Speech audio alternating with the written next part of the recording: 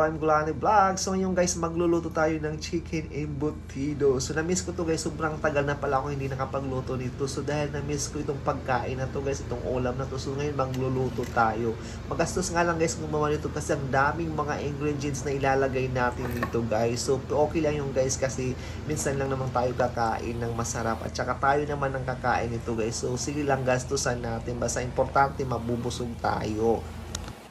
After pala tayo guys magayak lahat ng mga ingredients natin, so ilalagay na natin to guys dito sa ating giniling na manok. So maglalagay na tayo guys ng carrots, lahat guys ng gulay, bawang, maglagay tayo dito guys ng sibuyas, pineapple, pasas, at naglagay ko dito guys ng paminta. At syempre guys, maglagay tayo dito ng sugar at maglagay din tayo guys ng tomato paste kasi ito guys ang magpapakulay ng ating embutido. So naglagay pala ako guys dito ng harina kasi naubusan ako ng tinapay at naglagay din tayo guys ng cream paste dito. So ito lang pala guys ang tinapay ko. So kaya ako naglagay guys ng harina dahil yung tinapay natin is kunti lang, hindi ako nakabili at nakalimutan ko. So imikos-mikos lang natin to guys at maglagay tayo guys ng itlog. So 3 piraso lang nilagay ko dito guys na itlog kasi yung 4 na piraso guys nilaga ko kasi lalagay rin natin guys dito. So yan guys, may hotdog tayo.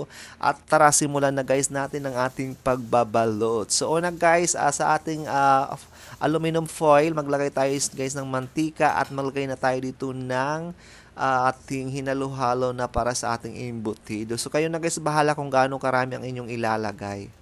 Ang purpose ko guys sa paglagay ng mantika guys para hindi dumikit guys ang ating embutido dito guys sa aluminum foil. So sa pagbabalot ko guys dito, so nilagyan ko yan guys ng hotdog. So yung hotdog guys sinati ko siya sa dalawa. So kayo guys bahala kung gusto nyo buong hotdog ang ilalagay nyo. So ang ginawa ko dito guys, sinati ko lang siya para tipid kasi tayo lang naman ng kakain. At saka guys nilagyan ko siya ng itlog. Kayo na bahala guys kung gaano karami ang nilagay nyo yung itlog. So ito lang guys ang aking pagbabalot. Ganito lang siya kasimple. Nung bago lang ako guys dito sa Saudi Arabia, wala talaga guys ako alam sa pagluluto. Ang alam ko lang guys, lutuin talaga is pritong itlog at saka pancit canton. Yun lang talaga isang alam ko kasi hindi naman ako marunong magluto dati kasi ngayon mga kapatid ko puro babae at sila lagi nagluluto doon sa amin. So pagdating ko dito guys sa Saudi Arabia, kailangan ko talaga is matuto magluto. So ang ginawa ko guys, nag-research ako sa YouTube kung paano gumawa ng mga ulam hanggang sa natuto ko guys. Hanggang ngayon ang dami ko nang alam sa pagluluto ng mga ulam. Para ang sarap lagi is magluto. So wala lang talaga sa akin guys is pambili.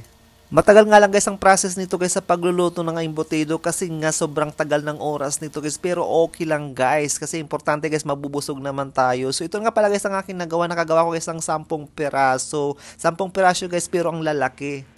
Ang ginagawa ko pala guys dito pag niluluto ko siya guys, hindi ko siya guys ini-stem. Ang ginagawa ko guys parang saing style. So sinasabawan ko guys ng pineapple juice. Dapat guys pineapple juice talaga yung sasabaw ko dito para mas masarap. Kaso nga lang guys, konti lang yung pineapple juice natin. So nagdagdag na lang guys ng tubig.